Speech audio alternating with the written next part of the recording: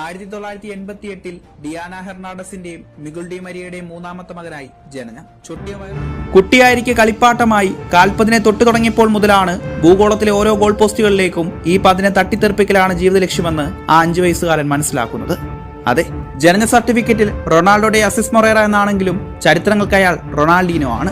കാൽപന്ത് പ്രേമികൾക്ക് അവരുടെ പ്രിയപ്പെട്ട ഡീനോയും. നിഷ്കളങ്കമായ പുഞ്ചിരിയും ഗാലറിയെ ത്രസിപ്പിക്കുന്ന സ്കില്ലുകൾ കൊണ്ടും ഫുട്ബോൾ നിർത്തകനെന്ന് പലരും വാഴ്ത്തിപ്പാടി കാൽപന്ത് മൈതാനങ്ങളെ ഒരു 10 പതിറ്റാണ്ടുകാലം ത്രസിപ്പിച്ച ബ്രസീലിയൻ ഇതിഹാസം.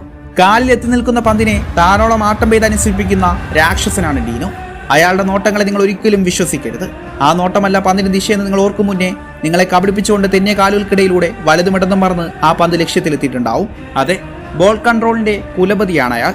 ഉരുളുന്ന പന്തിന് അയാളുടെ സ്പർശനം ഏറ്റുമടങ്ങുന്ന ദൂതനാകാനാണ് വിധി.